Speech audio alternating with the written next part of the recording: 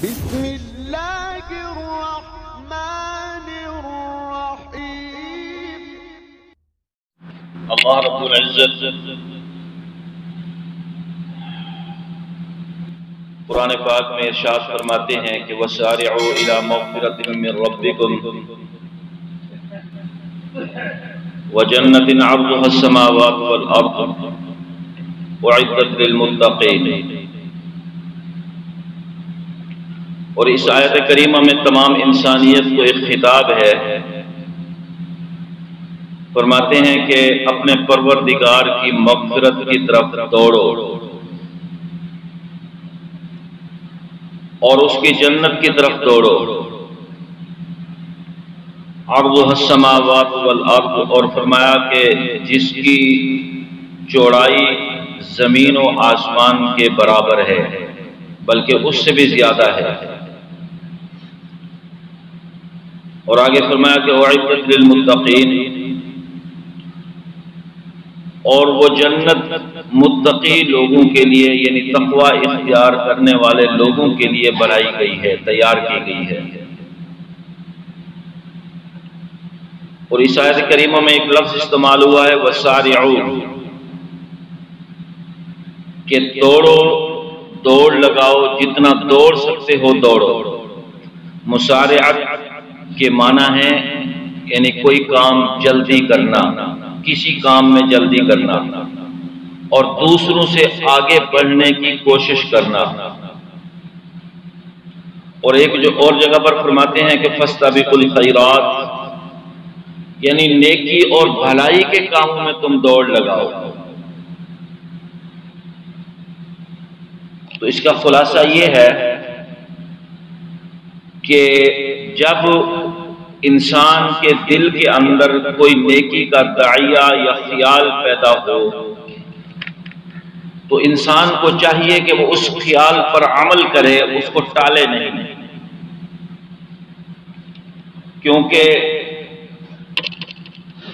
انسان کے دل کے اندر جو نیکی کا داعیہ، ارادہ، خیال پیدا ہوتا ہے تو یہ داعیہ جو ہے یہ اللہ رب العزت کی طرف سے ایک مہمان ہے جس کو اللہ رب العزت انسان کی طرف بھیجتے ہیں۔ اور اگر انسان اس خیال پر عمل کر لے، اس مہمان کا اکرام کرے اور اس کی بات کو مان لے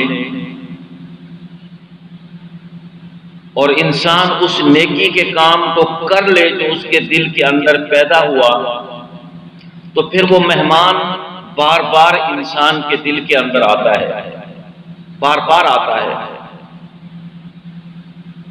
اور انسان سے وہ خیال، وہ داعیہ جو ہے، وہ مہمان، وہ نیکیاں کرواتا رہتا ہے یہاں تک کہ انسان کا نامہ اعمال نیکیوں سے بھروا دیتا ہے۔ اور اگر انسان اس داعیے کے اوپر، اس خیال کے اوپر، اس ارادے کے اوپر عمل نہ کرے، اس مہمان کی بے اکرامی کرے تو وہ مہمان آنا چھوڑ دیتا ہے۔ وہ نیکی کا جو داعیہ ہوتا ہے پھر وہ انسان کے دل کے اندر وہ نیکی کا خیال پیدا نہیں ہوتا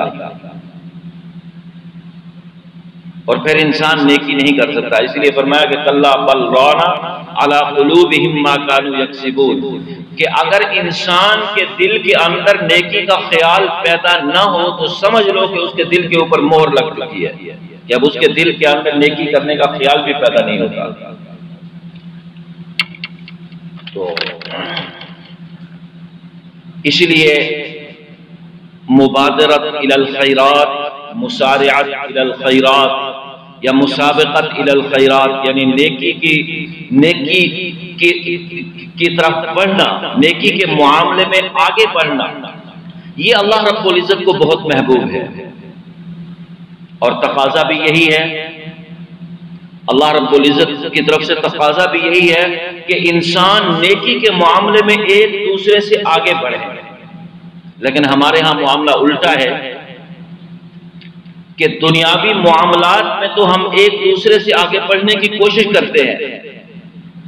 مثلا ایک آدمی 1 لاکھ روپے کما رہا ہے تو دوسرے کے دل میں یہ خیال آتا ہے کہ یہ 1 لاکھ روپے کما رہا ہے، مجھے 2 لاکھ روپے کمانے چاہیے، یا ایک آدمی 1 کروڑ روپے کما رہا ہے تو دوسرے کے دل میں یہ خیال آتا ہے کہ مجھے 2 کروڑ کمانے چاہیے۔ اگر ایک آدمی کا مکان اچھا ہے تو دوسرے کے دل میں یہ خیال آتا ہے کہ میرا مکان اس سے بھی زیادہ اچھا ہونا چاہیے، جبکہ یہ مطلوب نہیں ہے۔ مطلوب یہ ہے کہ انسان نیکی کے معاملے میں دوسرے سے آگے بڑھنے کی کوشش کرے، اور ایسے کوشش کرے جیسے کہ صحابہ کرام رضی اللہ تعالی عنہم اجمعین جو ہے نا وہ کوشش فرمایا کرتے تھے۔ دیکھیے حدیث پاک میں آتا ہے کہ غزوہ تبوک کے موقع پر جب اللہ کے نبی صلی اللہ علیہ وسلم نے اعلان فرمایا کہ یہ نفیر عام ہے اور ہر کسی نے نکلنا ہے، اور یاد رکھیں کہ غزوہ تبوک ایک ایسا غزوہ ہے کہ جو تمام غزوات میں سب سے مشکل ترین غزوہ ہے، سب سے مشکل ترین، کیونکہ گرمیوں کے موسم میں یہ غزوہ پیش آیا، اور یہ ایسا موقع تھا کہ آسمان سے سورج آگ برسا رہا تھا، اور صحابہ کرام کی جو فصلیں تھی کھجور کی فصل وہ بالکل پک کر تیار ہو چکی تھی، اور پورے سال کی معیشت کا جو دار و مدار تھا وہ بھی کھجوروں پر تھا، کھجوروں کے باغات پر تھا۔ لیکن اللہ کے نبی صلی اللہ علیہ وسلم نے اعلان فرمایا کہ نفیر عام ہے اور کسی نے گھر کے اندر نہیں رہنا، اور پھر 1200 کلومیٹر کا پیدل سفر تھا، گرمی کے موسم میں 1200 کلومیٹر کا پیدل سفر، اور اور یہ ایسا موقع بھی ایسا تھا کہ سواریوں کی بھی کمی تھی اور پیسوں کی بھی کمی تھی، تو آپ صلی اللہ علیہ وسلم نے اعلان فرمایا کہ جہاں جان کو لے کر آنا ہے وہاں مال کو بھی لے کر آنا ہے۔ تو صحابہ کرام گھر کی طرف دوڑ پڑے، اور جس کی جتنی توفیق تھی وہ مال لے کر آیا۔ تو حضرت عمر فاروق رضی اللہ تعالیٰ عنہ کے بارے میں آتا ہے کہ وہ گھر کے اندر داخل ہوئے تو انہوں نے اپنے مال کو، اپنا جو مال تھا اس کو ایک جگہ پر اکٹھا فرمایا، اور پھر اس کو 2 حصوں میں تقسیم کیا، 2 حصوں میں تقسیم فرما کر ایک حصہ گھر والوں کے لیے چھوڑ دیا گھر کے اندر، اور دوسرا حصہ اللہ کے نبی صلی اللہ علیہ وسلم کی خدمت اقدس میں لا کر پیش فرما دیا۔ اور فرماتے ہیں کہ میں دل میں سوچتا آ رہا تھا کہ میں آج آدھا مال لے کر آ رہا ہوں، اور آج میں ابو بکر سے نیکی کے معاملے میں آگے بڑھ جاؤں گا، کیونکہ آج میرا مال زیادہ ہے، اور میں ابو بکر سے نیکی کے معاملے میں آگے بڑھ جاؤں گا۔ اور جب آپ صلی اللہ علیہ وسلم کو مال پیش کیا تو تھوڑی دیر کے بعد سیدنا ابو بکر صدیق رضی اللہ تعالیٰ عنہ بھی تشریف لائے، اور ان کے پاس جو مال تھا وہ گھر سے لے کر آئے تھے، انہوں نے بھی اللہ کے نبی صلی اللہ علیہ وسلم کی خدمت اقدس میں اپنا مال پیش فرمایا۔ آپ صلی اللہ علیہ وسلم نے سیدنا ابو بکر صدیق رضی اللہ تعالیٰ عنہ کو بھی دعائیں دی، اور عمر فاروق رضی اللہ تعالیٰ عنہ کو بھی دعائیں دی، اور پھر پوچھا، عمر فاروق رضی اللہ تعالیٰ عنہ سے پوچھا کہ عمر گھر کے اندر کتنا مال چھوڑ کر آئے ہو؟ تو وہ کہنے لگے کہ یا رسول اللہ صلی اللہ علیہ وسلم میں نے اپنے مال کے 2 حصے کیے ہیں، اور ایک حصہ میں گھر والوں کے لیے چھوڑ کر آیا ہوں، اور دوسرا حصہ میں آپ کے لیے لایا ہوں، اللہ کے راستے میں خرچ کرنے کے لیے لایا ہوں۔ تو پھر آپ صلی اللہ علیہ وسلم نے سیدنا ابو بکر صدیق رضی اللہ تعالیٰ عنہ سے پوچھا کہ ابو بکر گھر میں کتنا مال چھوڑ کر آئے ہو؟ تو انہوں نے عرض کیا یا رسول اللہ صلی اللہ علیہ وسلم میرے گھر کے اندر جتنا بھی مال تھا میں سارے کا سارا لے کر آیا ہوں، میں نے سارے کا سارا آپ صلی اللہ علیہ وسلم کی خدمت اقدس میں پیش کر دیا۔ تو سیدنا عمر فاروق رضی اللہ تعالیٰ عنہ فرماتے ہیں کہ میرے دل کے اندر خیال آیا کہ عمر تو نیکی کے معاملے میں کبھی بھی ابو بکر سے آگے نہیں بڑھ سکتا، اور اسی کو مسابقت الی الخیرات کہتے ہیں کہ نیکی کے معاملے میں دوسرے سے آگے بڑھنا، اور یہ جذبہ صحابہ کرام رضی اللہ تعالی عنہم اجمعین کے اندر تھا اور بہت زیادہ تھا۔ ایک اور روایت میں آتا ہے کہ ایک مرتبہ سیدہ عائشہ رضی اللہ تعالی عنہا اور آپ صلی اللہ علیہ وسلم گھر کے صحن کے اندر لیٹے ہوئے تھے، گرمیوں کا زمانہ تھا، تو آسمان صاف تھا، رات کا ٹائم تھا،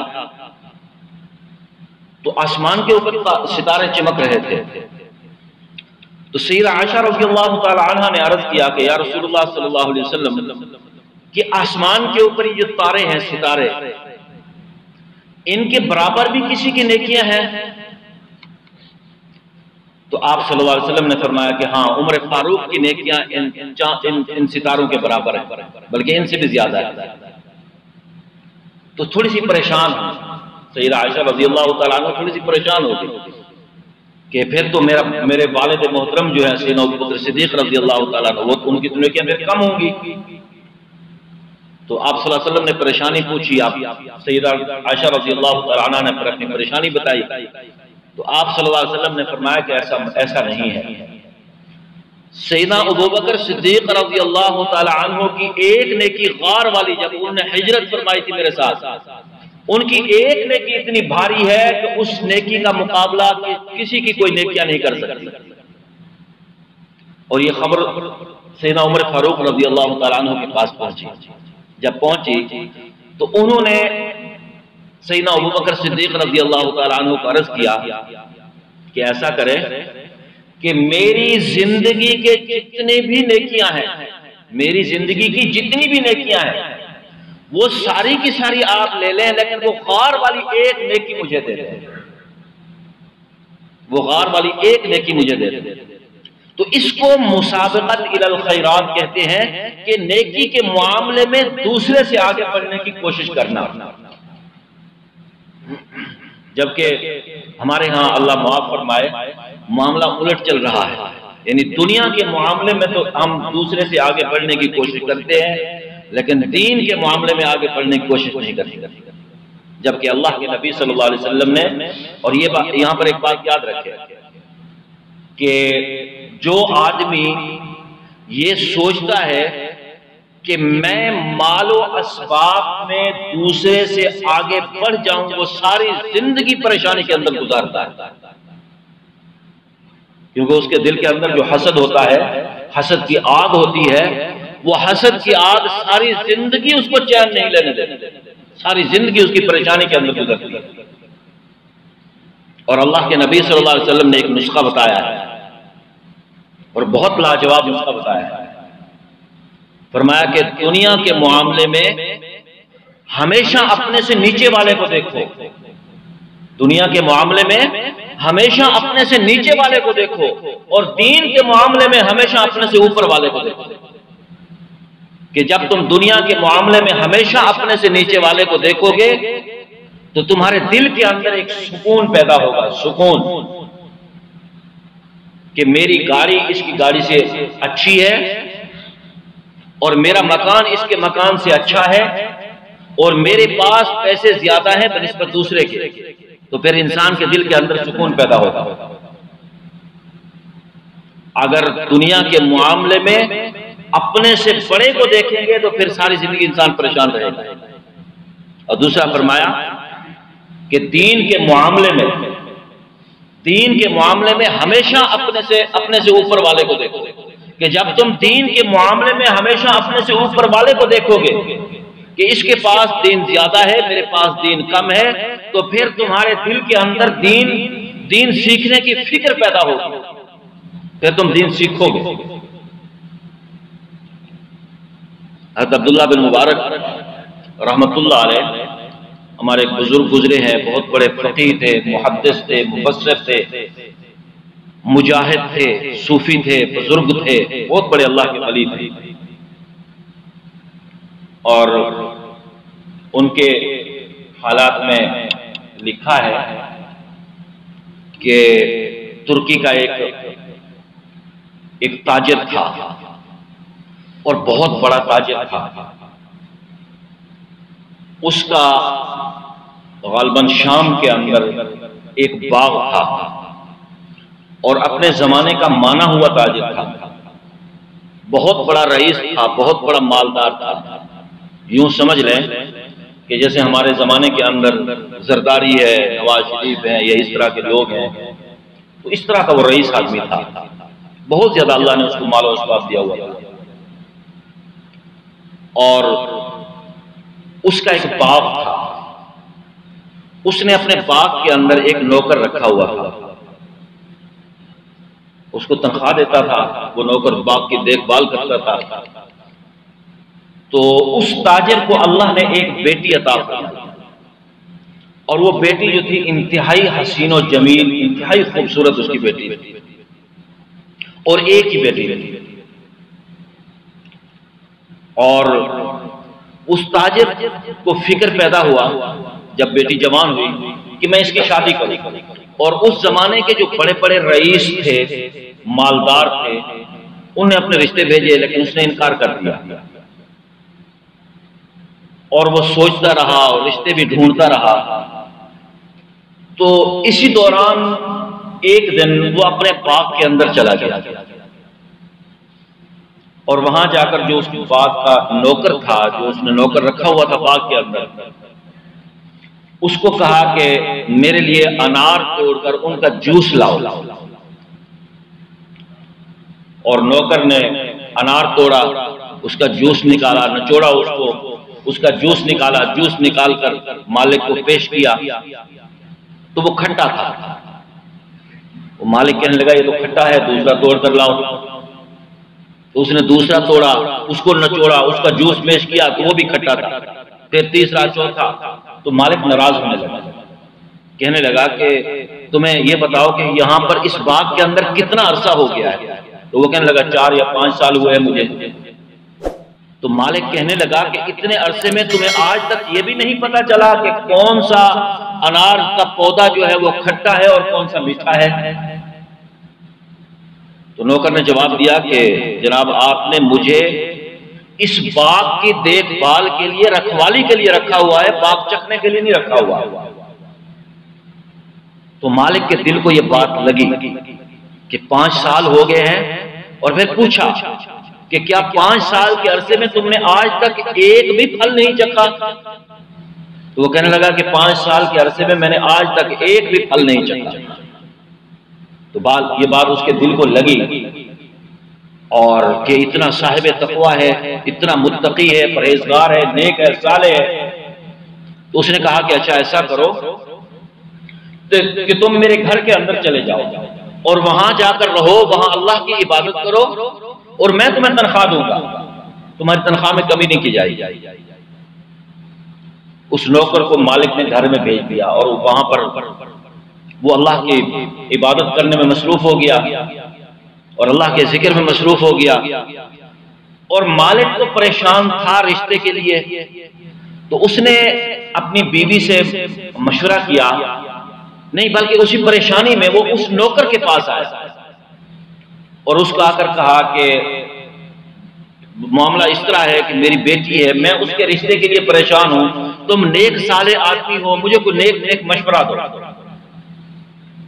تو نوکر کہنے لگا کہ بات یہ ہے کہ یہودی جو ہے، یہودی یہ مال و اسباب کے پجاری ہیں اور عیسائی حسن و جمال کے پجاری ہیں، جبکہ ہمارے پیارے پیغمبر علیہ السلام کی شریعت نے جو معیار رشتہ کرنے کا بتایا ہے وہ ہے ان اکرمکم عند اللہ اتقاکم.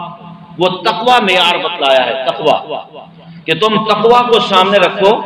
اگر تمہیں کوئی صاحب تقوی، نیک اور متقی مل جائے تو اس سے اپنی بیٹی کا رشتہ کر دو. تو اس کو یہ بات اچھی لگی، تو اس نے جا کر اپنی بیوی سے مشورہ کیا. تو بیوی کہنے لگی کہ بات یہ ہے کہ اگر ہم نے نیکی اور تقوی کو سامنے رکھنا ہے تو پھر اس سے بڑا ہمارا جو نوکر ہے، اس سے بڑا متقی اور کوئی بندہ نہیں. ہمیں چاہیے کہ ہم اپنی بیٹی کا رشتہ اسی سے کر دیں. تو مالک کہنے لگا ٹھیک ہے. پھر مالک نے اپنی بیٹی کا رشتہ اپنے نوکر سے کر دیا. کچھ عرصہ کے بعد اللہ نے ان کو ایک بیٹا عطا فرمایا، اور جب بیٹا پیدا ہوا تو وہ باغ کا جو مالک تھا وہ فوت ہو گیا. وہ فوت ہوا تو اس کی ساری جائیداد بیٹی کو منتقل ہوئی اور بیٹی سے پھر اس بیٹے کو منتقل ہوئی اور انہوں نے اس کا نام عبداللہ رکھا. عبداللہ. اور اللہ کی شان جب عبداللہ تھوڑے سے بڑے ہوئے تو چونکہ مال و اسباب بہت زیادہ تھا تو دوسری لائن پر چلے گئے اور والدین بہت پریشان تھے کیونکہ والدین نیک تھے اور بیٹا دوسری لائن پر چل پڑا. تو ایک دن سوئے ہوئے تھے عبداللہ تو خواب کے اندر کوئی آدمی ایک قرآن پاک کی آیت پڑھ رہا تھا الم یأن للذین آمنوا ان تخشع قلوبهم لذکر اللہ کہ ابھی تک لوگوں کے دل جو ہے وہ اللہ کے ذکر کی طرف مائل نہیں ہوئے کہ ان کے دل کے اندر اللہ کی خشیت یعنی اللہ کا خوف پیدا نہیں ہوا. تو جب اٹھے تو سارے کے سارے گناہوں سے توبہ کر لی اور جب توبہ کر لی تو باپ نے 50,000 درہم دیے اور کہا کہ بیٹا اس سے کوئی تجارت کر لو اور وہ 50,000 درہم لیے اور اللہ کے راستے میں چلے گئے. یعنی اللہ کے راستے میں اللہ یعنی دین شریعت کا علم حاصل کرنے کے لیے چلے گئے اور علم حاصل کرتے رہے. جب وہ 50,000 درہم ختم ہوئے تو پھر واپس آئے تو باپ نے پوچھا کہ بیٹا تم نے کون سا کاروبار کیا یا نہیں کیا؟ تو کہنے لگے کہ ہاں میں نے تجارت کی ہے اور میں نے ایسی تجارت کی ہے کہ جو دنیا میں بھی فائدہ دے گی اور آخرت میں بھی فائدہ دے گی. تو باپ نے پوچھا کہ کون سی بیٹا کون سی تجارت کی ہے؟ تو فرمانے لگے کہ میں نے وہ 50,000 درہم علم حاصل کرنے میں لگا دیا. تو باپ بڑا خوش ہوا. اس نے 20,000 درہم اور دیے کہ جاؤ اور علم حاصل کرو اور وہ علم حاصل کرتے رہے یہاں تک کہ ان کے حالات میں لکھا ہے کہ عبداللہ بن مبارک رحمۃ اللہ علیہ نے اپنے زمانے میں 4,000 اساتذہ سے علم حاصل کیا. 4,000 اساتذہ سے علم حاصل کیا. اور جب پھر حدیث پڑھانے کے لیے بیٹھتے تھے تو حالت یہ ہوتی تھی کہ اتنا مجمع ہوتا تھا سامنے کیونکہ اس زمانے میں سپیکر نہیں ہوا کرتے تھے تو اتنا مجمع ہوتا تھا حدیث پڑھنے والوں کا اتنا مجمع ہوتا تھا کہ 1200 مکبرین ہوا کرتے تھے. 1200 مکبرین کہ جو عبداللہ بن مبارک کی آواز کو کیچ کر کے وہ آگے پہنچایا کرتے تھے مجمع میں. یعنی اس طرح سے لگا لیں کہ جس طرح ہمارے یہاں امام نماز پڑھا رہا ہوتا ہے اور پیچھے کو مکبرین ہوتے ہیں. اگر امام کی آواز پار نہ پہنچے تو مکبر پھر امام کے ساتھ ساتھ چلتا رہتا ہے. تو اس طرح 1200 اس مجمع کے اندر 1200 مکبرین ہوا کرتے تھے جو ایک آواز جو ہے نا دوسرے کو پہنچاتا دوسرا تیسرے کو تیسرا چوتھے کو اس طرح پھر پورے مجمع کے اندر آواز پہنچا کرتے تھے. اتنا بڑا پھر اللہ نے مقام عطا فرمایا. اور ان کا ایک واقعہ اور بھی ہے کہ ایک مرتبہ وہ بغداد میں خلیفہ ہارون رشید کے زمانے میں بغداد میں تشریف لائے تو ان کے استقبال کے لیے پورے کا پورا جو بغداد تھا وہ سارے کا سارا امٹ پڑا سارے کا سارا باہر آ گیا. تو اور انہوں نے کہا السلام علیکم. حضرت عبداللہ بن مبارک نے کہا السلام علیکم. تو ان کے سلام کے جواب میں جو آواز گونجی وہ اتنی اونچی تھی کہ خلیفہ وقت اپنے اس محل کے اندر پریشان ہو گیا کہ اتنی آواز کیسے پیدا ہو گئی. کسی دشمن نے کوئی حملہ تو نہیں کر دیا. اور پھر پتہ کرا تو پتہ چلا کہ عبداللہ بن مبارک رحمۃ اللہ علیہ بغداد میں تشریف لائے ہوئے ہیں اور ان کے استقبال کے لیے مجمع جو نکلا ہوا ہے اور انہوں نے سلام کیا یا اس مجمع کے سلام کا جواب تھا اس کی آواز تھی. تو ساتھ ان کی بیوی بھی بیٹھی ہوئی تھی. وہ کہنے لگے کہ خلیفہ ہارون رشید کو کہ ہارون کہ تمہاری حکمرانی کیا حکمرانی ہے کہ تم تو لوگوں کے جسموں پر حکومت کرتے ہو. اصل حکمران تو یہ لوگ ہیں جو لوگوں کے دلوں کے اوپر حکومت کرتے ہیں. اصل حکمران تو یہ لوگ ہیں. اور ان حضرت کے اندر تقوی اتنا زیادہ تھا کہ ان کے ایک ساتھی ہیں دوست ہیں ان کے قاسم بن احمد کے نام سے اور وہ فرماتے ہیں کہ میں دل میں سوچتا تھا کہ حضرت عبداللہ بن مبارک رحمۃ اللہ علیہ کی طرف لوگ جو ہے لپکتے ہیں ان کی محبت میں اور یعنی ان کی محبت میں لوگ جو ہے وہ پاگل ہیں اور میں سوچتا تھا کہ اس کی وجہ کیا ہے. فرماتے ہیں کہ رات کے وقت ہم ایک مرتبہ بیٹھے ہوئے تھے کمرے کے اندر اور چراغ جو تھا وہ چراغ بجھ گیا. جب چراغ بجھا اور ہم نے چراغ جلایا اور جب ہم نے چراغ جلایا تو اس کی روشنی میں ہم نے دیکھا کہ عبداللہ بن مبارک کی آنکھوں سے آنسو ٹپک رہے ہیں اور وہ فر گر رہے ہیں. تو ہم نے پوچھا کہ کیا بات ہے؟ تو فرمانے لگے کہ یہ جو کمرے کا اندھیرا تھا اس سے مجھے قبر کا اندھیرا یاد آیا اور اس لیے میں رونے لگا. اس سے مجھے قبر کا اندھیرا یاد آ گیا اور اس لیے میں رونے لگا. تو قاسم بن احمد رحمۃ اللہ علیہ فرماتے ہیں کہ میرے دل کے اندر خیال آیا کہ یہی وجہ ہے کہ ان کے دل کے اندر تقوی ہی اتنا ہے کہ لوگ ان کی طرف لپکتے ہیں ان کی محبت میں پاگل ہیں. اور اللہ کے راستے میں خرچ بھی بہت زیادہ فرمایا کرتے تھے. تو بہرحال تو ان کے بارے میں آتا ہے، وہ فرماتے ہیں، خود فرماتے ہیں، ان کے حالات میں لکھا ہے، وہ خود فرماتے ہیں کہ میں ایک عرصہ تک رئیس لوگوں کے محلے میں رہا، رئیس لوگوں کے، اور فرماتے ہیں کہ جتنا عرصہ میں مالدار لوگوں کے محلے میں رہا تو مجھ سے زیادہ پریشان حال آدمی کوئی نہیں تھا، کیونکہ میں جس کو بھی دیکھتا اس کا لباس میرے لباس سے اعلیٰ ہوتا اور اس کی سواری میری سواری سے اعلیٰ ہوتی، اس کا مکان میرے مکان سے اعلیٰ ہوتا. تو میرے دل کے اندر پرن پیدا ہوتی ہے کہ میرا مکان اس کے مکان سے اعلیٰ ہونا چاہیے، میرا لباس میری سواری اس کی سواری سے اعلیٰ ہونی چاہیے، اور میرا لباس اس کے لباس سے اعلیٰ ہونا چاہیے. پھر فرماتے ہیں کہ میں نے آپ صلی اللہ علیہ وسلم کا یہ فرمان پڑھا کہ دنیا کے معاملے میں ہمیشہ اپنے سے نیچے والے کو دیکھو. جب میں نے اللہ کے نبی صلی اللہ علیہ وسلم کی یہ فرمان پڑھا تو میں نے اپنی رہائش جو رؤسا کے محلے میں تھی، مالداروں کے محلے میں تھی، میں نے اس کو بیچ دیا اور میں نے اپنی رہائش غربا کے محلے میں اختیار کیا. تو فرماتے ہیں کہ اب مجھ جیسا پرسکون آدمی کوئی نہیں ہے، کیونکہ میں جس کو بھی دیکھتا ہوں کہ اس کا لباس میرے لباس سے کم درجے کا ہوتا ہے اور میرا مکان اس کے مکان سے اعلیٰ ہوتا ہے اور میری سواری اس کی سواری سے اعلیٰ ہوتی ہے. تو فرماتے تھے کہ اب مجھ جیسا پرسکون آدمی کوئی نہیں ہے. تو اس لیے اللہ کے نبی صلی اللہ علیہ وسلم نے یہ ایک طریقہ بتلایا ہے، فرمایا کہ دنیا کے معاملے میں ہمیشہ اپنے سے نیچے والے کو دیکھو اور دین کے معاملے میں ہمیشہ اپنے سے اوپر والے کو دیکھو. جب تم دنیا کے معاملے میں ہمیشہ اپنے سے نیچے والے کو دیکھو گے اور دین کے معاملے میں ہمیشہ اپنے سے اوپر والے کو دیکھو گے تو تمہاری زندگی پرسکون ہو جائے گی، تمہارے دلوں کے اندر سکون پیدا ہو جائے گا. تو بہرحال تو یہ قرآن کا ایک پیغام ہے جس میں فرمایا کہ نیکی کے معاملے میں دوسرے سے آگے بڑھنے کی کوشش کرو. کہ اگر ایک آدمی 2 نوافل پڑھ رہا ہے تو تمہارے دل کے اندر یہ خواہش پیدا ہونی چاہیے کہ میں 4 پڑھ لوں. اگر ایک آدمی ایک ہفتے میں جو ہے نا 1 روزہ رکھ رہا ہے تو تمہارے نفلی روزہ اگر تمہارے دل کے اندر یہ خواہش پیدا ہونی چاہیے کہ میں 2 روزے رکھوں. اگر ایک آدمی قرآن پاک کا 1 سپارہ پڑھ رہا ہے تو تمہارے دل کے اندر خواہش پیدا ہونی چاہیے کہ میں 2 سپارے پڑھوں. تو اس لیے اللہ رب العزت قرآن پاک میں فرماتے ہیں کہ تم نیکی کے معاملے میں دوسرے سے آگے بڑھنے کی کوشش کرو، نیکی کے معاملے میں، دنیا کے معاملے میں نہیں. لیکن یہاں پر ایک بات کا خاص خیال رکھیں کہ نیکی اگر دل کے اندر نیکی کرنے کی خواہش پیدا ہو تو اس میں اخلاص انتہائی ضروری ہے. اگر ایک آدمی کو 2-4 نوافل پڑھ رہا ہے، میرے دل کے اندر خیال آیا یا کسی کے دل کے اندر خیال آیا کہ یہ 4 پڑھ رہا ہے میں 8 پڑھوں اور اس نے پھر 8 پڑھے، تو 8 پڑھ کر پھر وہ دوسروں کے سامنے اس کا تذکرہ نہ کرے، پھر یہ نہ کہے کہ میں نے 8 نوافل پڑھے ہیں، میں نے 10 پڑھے ہیں، میں نے 20 پڑھے ہیں. نہیں، پھر اس کا تذکرہ نہیں ہونا چاہیے، کیونکہ یہ اصول ہے کہ نیکی کرو تو اس کو کنویں میں ڈال دو، اور اگر صدقہ دو ایک ہاتھ سے تو دوسرے ہاتھ کو پتہ نہیں چلنا چاہیے. تو اس میں اخلاص انتہائی ضروری ہے. اللہ پاک ان باتوں پر عمل کرنے کی توفیق عطا فرمائے. وآخر دعوانا الحمدللہ.